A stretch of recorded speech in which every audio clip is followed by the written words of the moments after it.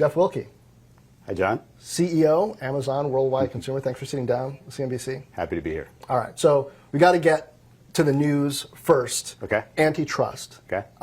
Regulators, lawmakers have been circling big tech recently, looking at size and whether the competition has suffered, that state of healthy competition.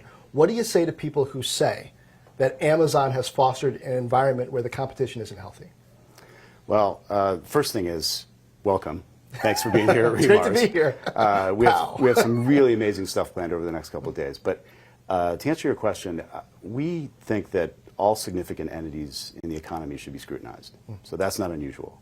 And our job is to construct a business and practices that pass that scrutiny with flying colors. What we're going to talk about this week at REMARS is all of the investment we're making in customer services and services that we offer to developers and AI researchers all over the world to build products for customers, and we think that's a great thing. So I think you're going to get a lot of evidence this week that our business model is producing great things for customers and for the world. Speaking of which, you joined Amazon about 20 years ago. Yeah. Which is right around the time when I was writing my first story about Amazon. Okay. One of your first fulfillment centers out in Campbellsville, Kentucky. I was trying to figure out, is this e-commerce company really moving in here? Back then, it seems, the challenge was just the basic logistics and operation of e-commerce. Like, will it work? Will people rely on this for the delivery of their books? Yeah, they press their mouse click and the doorbell rings. You know, people didn't understand how it worked. But now, we're here at REMARS. The topic is artificial intelligence. What is the challenge of this generation that's going to help answer? Well, we're going to see AI and machine learning embedded in all kinds of different products. So it makes personalization better. We just launched an enhancement to the iOS app that lets you screenshot a fashion look that you're interested in and find something on Amazon that matches. We've got improvements to our forecasting service. We've got robotics working around in the FCs to make the job safer and make it easier for people to do their work. So the work changes, but we have lots of people that we've hired into our fulfillment centers at the same time as we've added robots.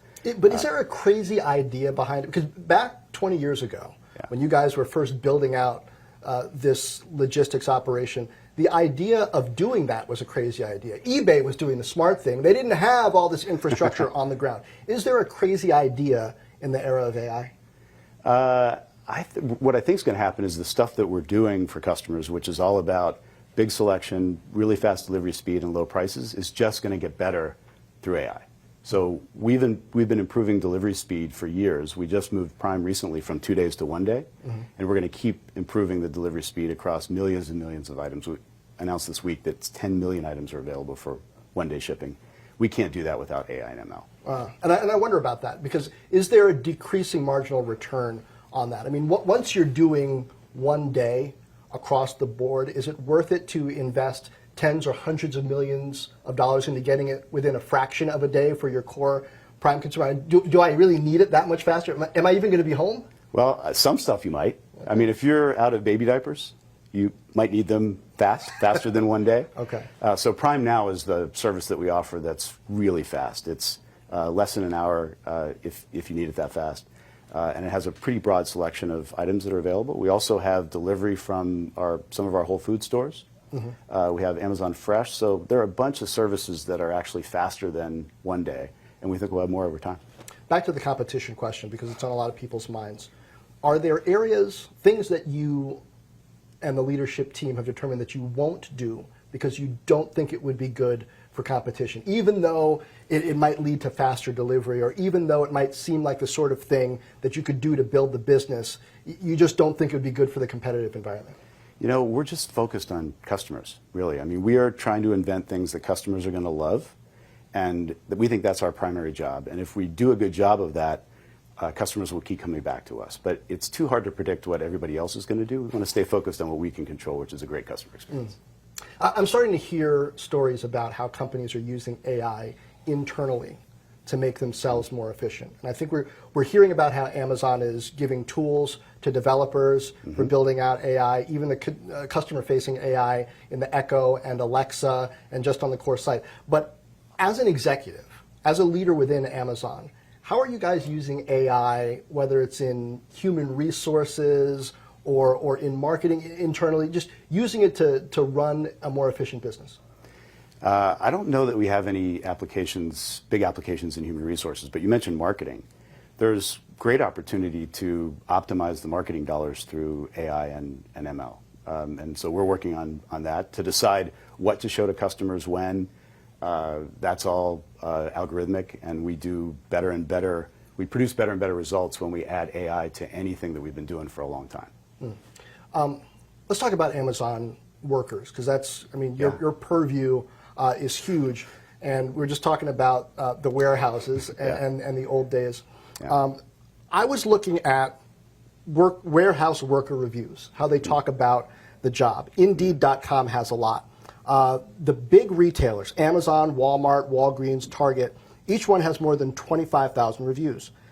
Amazon's rating is a 3.6 out of 5. Okay.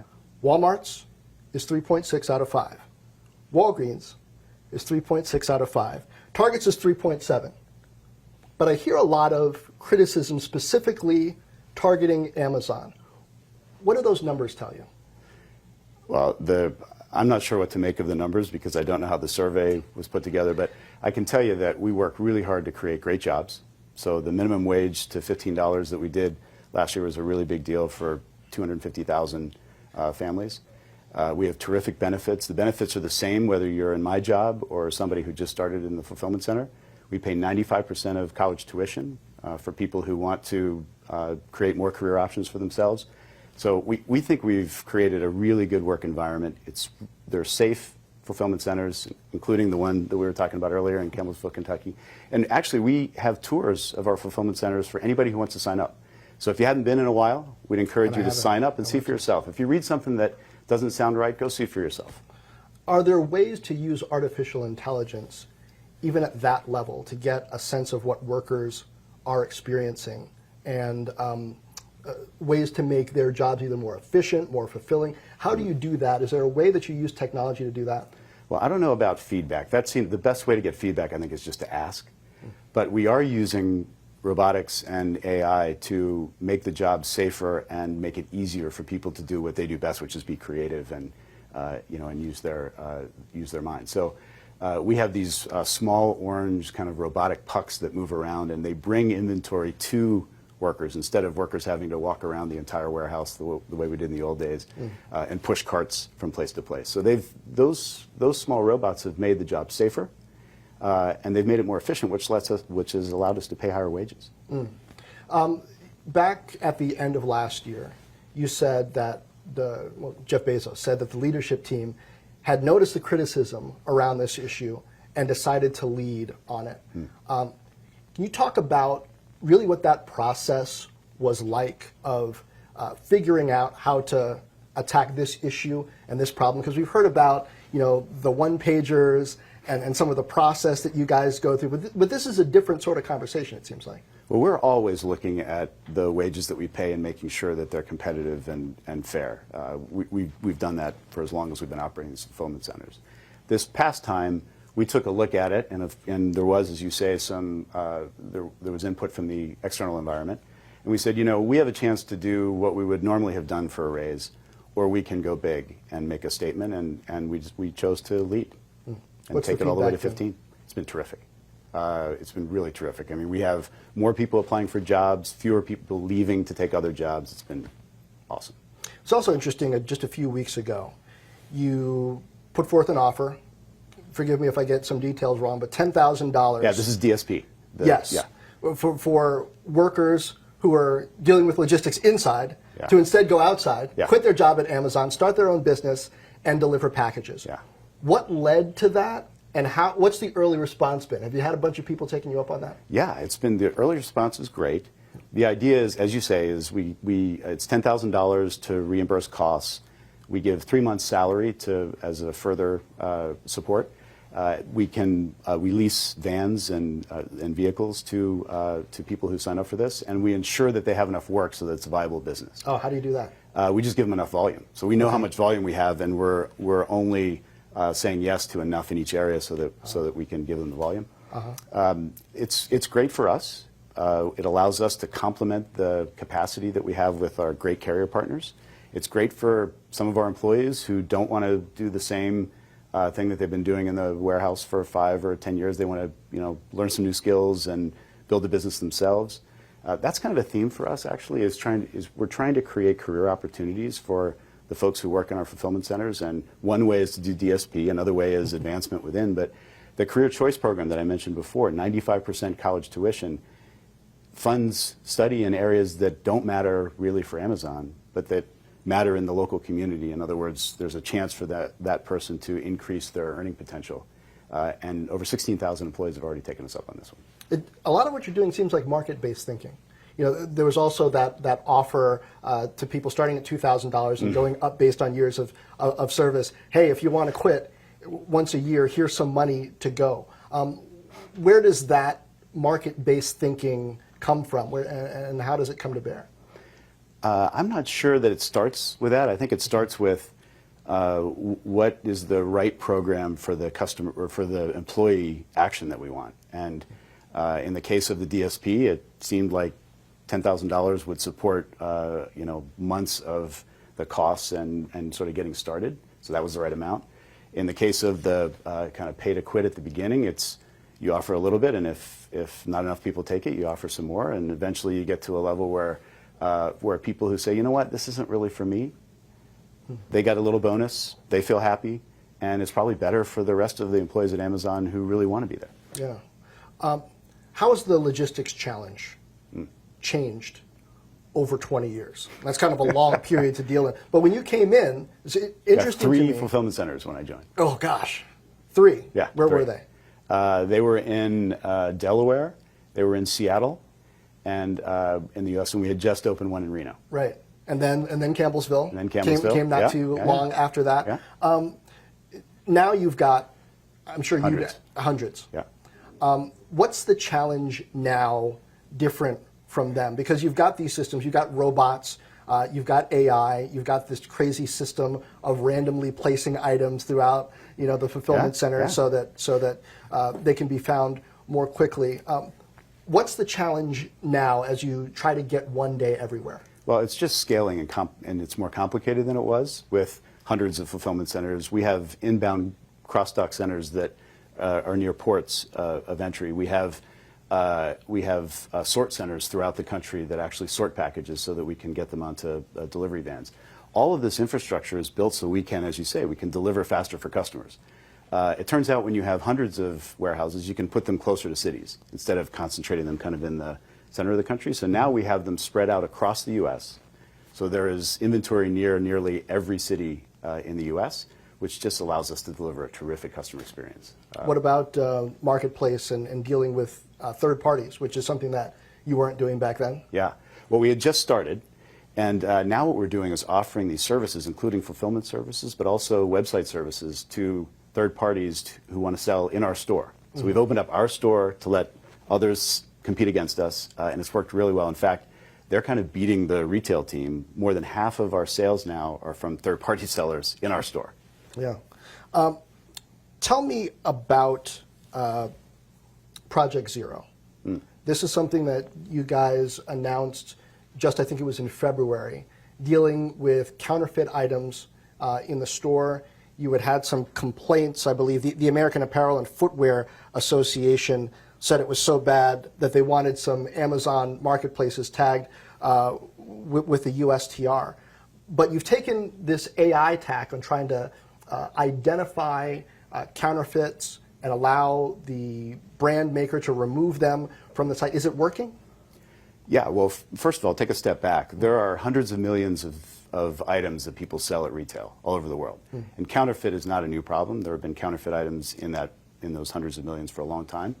The vast majority of counterfeit attempts at Amazon we're able to block. We have large teams of people that work on this. We're using AI and ML to detect them, but a few get through. And what we want to do is work with brands to make sure that none get through. And that's why it's called Project Zero. Yeah. So the way to do it, we have some tools. We have an automated registry program that allows brands to register their marks and very specific things about the product. And then we use AI to find versions of those marks that are not real, that are counterfeit. We have a self-service counterfeit removal tool. So if a brand sees something, they're like, that is not mine, they can take it down themselves first, and then we'll only bring it back up if it turns out they were wrong. And then the last thing is serialization process. So if we're selling phones and a vendor wants to make certain, a manufacturer wants to make certain that there are no counterfeits, they can put a unique serial number on each phone that we'll read when we're inventorying items and make sure that we don't send a counterfeit, not one, to customers. That's why it's Project Zero. Yeah. Is this a cat and mouse game like we hear in hacking where it's hard to actually get ahead, or do you, looking at the data, feel like it's actually getting better at a significant pace? Oh, I think we're doing a very good job. But as you say, people are always inventing new ways to kind of get around whatever you've done so far. So we'll probably be investing a lot of resources to make sure it's a great customer experience for a very long time. Whole Foods. Yes. If you're just looking at the numbers that you guys report on a quarterly basis, looking at the physical stores line, which is mostly Whole Foods, quarter to quarter, it seems like it's up and down, pretty steady state, not explosive growth. What are a couple of the numbers that you're tracking as you look at longer term, the health of this business inside Amazon and whether it's doing what you want? Well, one of the things I look at is whether the prices for Prime members are going down. Check, they are. That's Okay. good. We think that's a really important input for customers. Why? Because we think that Amazon is known for low prices and big selection.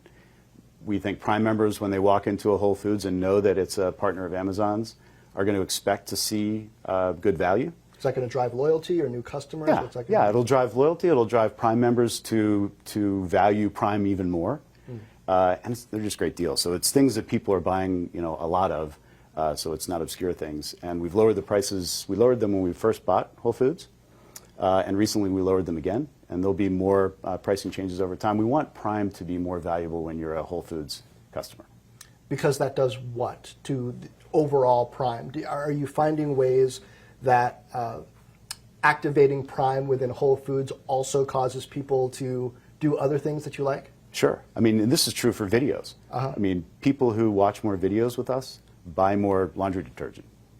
It's just when you're engaged with Prime, you tend to use it more in a bunch of aspects of your life. So much to get to because your your area is so large. I want to talk about PillPack. Okay. Because just a few weeks ago, April, I believe it was, you started ramping up the marketing. We're letting people know about this company you guys bought for about $1 billion, delivering prescriptions. Right. What's the goal in this early stage of what you want to accomplish, either in letting people know about it, associating it with the Amazon brand? Well, go back to the acquisition. We were just really impressed with PillPack. We were impressed with the team and what they'd built. They're very customer-centric. This is one of those acquisitions where they had kind of built something that feels like what Amazon would build. So it was just natural for us. I met the founder, one of the founders, TJ, for lunch before the deal was finalized, and I just felt like I was talking to somebody who I'd worked with at Amazon for 10 years. What did they get so right? Why did you buy instead of build? They're customer-centric. They are focused on the entire supply chain. They are really careful in building a great delivery experience for customers. So they want customers to be able to order exactly what they want, get it for sure, and get it really fast. So they kind of built it the way we would build it. And finally, I want to ask you about the impact of tariffs. China specifically at this point, but you've got all kinds of merchants from around the globe trying to get on your marketplace and sell. Have you seen any impact from tariffs on the ability of Chinese sellers to compete in the marketplace? I haven't seen that much impact. Our selection is still vast and hasn't really changed much. I haven't seen yet any kind of large impact on pricing. So no significant changes yet. Okay. Well, Jeff, finally, what should we look forward to out of this conference, even outside? I mean, you're the man here. You're like Jeff Bezos. Your one boss isn't talking to us. I'm one of the other Jeffs. Yeah, you're one of the other Jeffs. Yes. But you still get to. What should we be looking for? Maybe surprising around robotics, around space, that really going to get emphasized out of this? Well, we're going to talk about some of the things we're doing, and others are presenting too, of course, that we're doing in shopping, in delivery, in voice. So there'll be some really cool things there. And tomorrow we're going to go through a bunch of the new things that we've launched. and I don't think you're going to want to miss it. Shopping in space? Not yet? Not yet. Okay. Jeff, thanks. Hey, pleasure.